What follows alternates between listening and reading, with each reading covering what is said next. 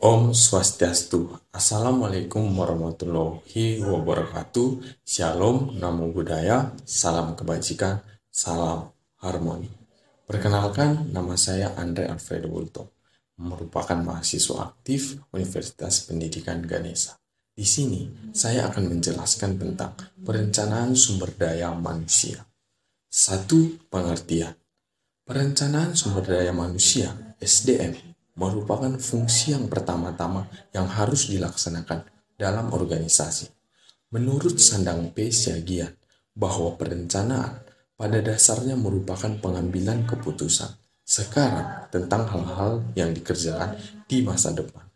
Menurut Malayu SP. Hasibuan, planning atau perencanaan adalah fungsi dasar atau fungsi fundamental manajemen. Karena organizing, staffing, directing, dan controlling pun harus terlebih dahulu direncanakan. Bahwa apabila berbicara tentang perencanaan sumber daya manusia, yang menjadi fokus pertama ialah langkah-langkah tertentu yang diambil oleh manajemen, guna lebih menjamin bahwa bagi organisasi tersedia tenaga kerja yang tepat, pada waktu yang tepat, kesemuaan dalam rangka pencapaian tujuan dan berbagai sasaran yang telah ditetapkan. Mengapa harus ada perencanaan sumber daya manusia? Karena perencanaan membantu untuk mengurangi ketidakpastian di waktu yang akan datang. Dan oleh karena itu, memungkinkan para pengambil keputusan untuk menggunakan sumber daya mereka yang terbatas secara efisien dan efektif. Juga bertujuan untuk menjamin bahwa bagi organisasi tersedia tenaga kerja yang tepat untuk menduduki berbagai kedudukan, jabatan, dan pekerjaan yang tepat pada waktu yang tepat. Selanjutnya, ada pula langkah-langkah perencanaan sumber daya manusia. 1. Analisis kebutuhan sumber daya manusia. Artinya, identifikasi kebutuhan sumber daya manusia yang diperlukan untuk mencapai tujuan organisasi ini, termasuk memahami jenis pekerjaan, jumlah karyawan yang dibutuhkan. 2. Perencanaan karyawan. Buat rencana jangka panjang dan jangka waktu pendek untuk perekrutan, pelatihan, dan pengembangan karyawan. 3. Rencana rekrutmen dan seleksi. Buat strategi rekrutmen dan seleksi yang efektif untuk menarik dan memilih karyawan yang sesuai dengan kebutuhan organisasi. Ini melibatkan pembuatan deskripsi pekerjaan, penyebaran lowongan kerja, wawancara, dan tes. 4. Pemantauan dan koreksi. Pantau pelaksanaan rencana secara teratur. Jika diperlukan, lakukan perubahan dan koreksi untuk mengatasi masalah yang muncul selama proses. Penting diingatkan, perencanaan sumber daya manusia selalu disesuaikan dengan perkembangan dalam organisasi dan lingkungan bisnis. Selanjutnya, manfaat perencanaan SDM. 1. Memperbaiki penggunaan sumber daya manusia. 2. Memadukan kegiatan-kegiatan personalia dan tujuan-tujuan organisasi yang akan datang secara efisien.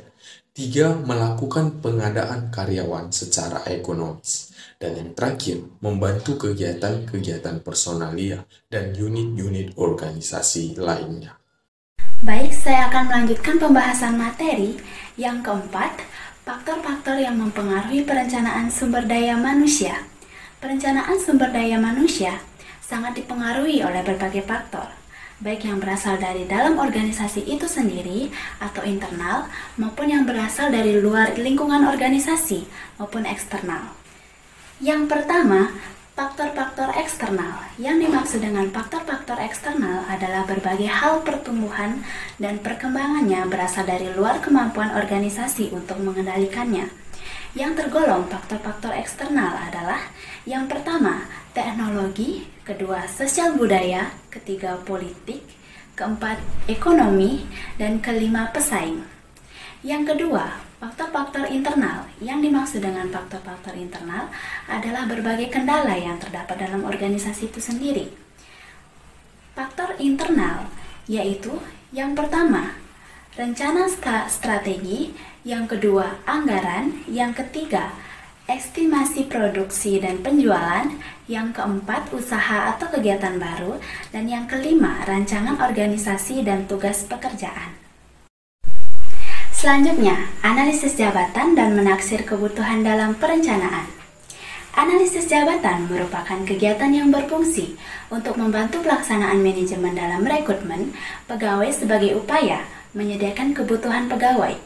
Deskripsi dan spesifikasi pekerjaan dilakukan untuk melihat rincian tugas dan kegiatan apa saja yang diperlukan untuk mencapai tujuan organisasi kompetensi yang diharapkan.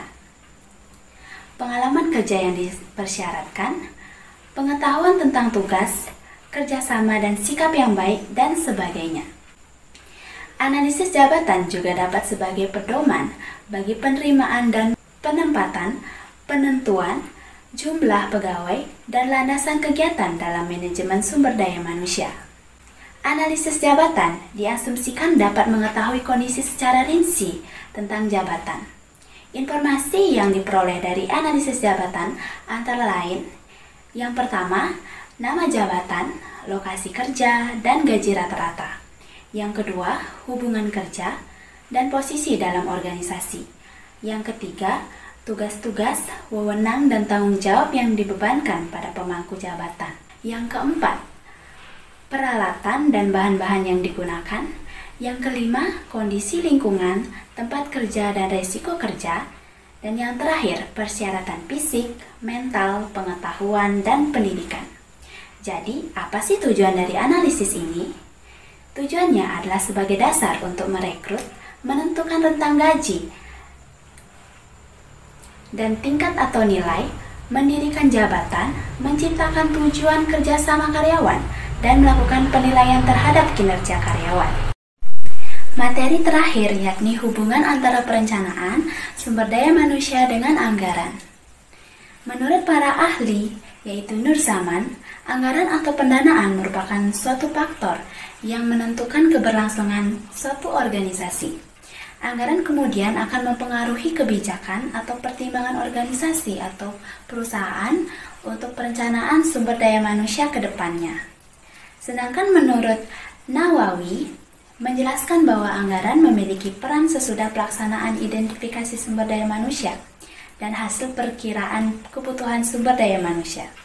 Kemudian hasil perkiraan tersebut diimplikasikan dengan penyusunan anggaran dalam perencanaan sumber daya manusia. Lalu bagaimana pengaruh kondisi ekonomi? Menurut Faisal dan Rifai, dikemukakan bahwa kondisi ekonomi mempengaruhi manajemen sumber daya manusia. Inflasi sebagai kenyataan hidup merusak perencanaan biaya hidup seseorang dan organisasi, sehingga terjadinya gangguan dalam perekonomian negara, juga akan kemudian perusahaan. Contoh kegiatan yang dipengaruhi misalnya perencanaan analisis jabatan dan pengurangan kebutuhan sumber daya manusia. Kesimpulan dari materi ini yaitu perencanaan sumber daya manusia adalah suatu proses sistematis yang digunakan untuk memprediksi permintaan dan penyediaan sumber daya manusia di masa mendatang. Melalui program perencanaan sumber daya manusia yang sistematis dapat diperkirakan jumlah dan jenis tenaga kerja yang dibutuhkan pada setiap periode tertentu, sehingga dapat membantu bagian sumber daya manusia dalam perencanaan rekrutmen, seleksi, serta pendidikan dan pelatihan. Perencanaan sumber daya manusia sangat dipengaruhi oleh berbagai faktor, baik yang berasal dari dalam organisasi itu sendiri maupun baik yang berasal dari lingkungan organisasi itu sendiri. Setiap organisasi dalam mencapai tujuannya perlu menyusun perencanaan karena suatu organisasi tidak terlepas dari keterbatasan kemampuan seperti dana, waktu, tenaga, dan sebagainya untuk mencapai tujuan organisasi.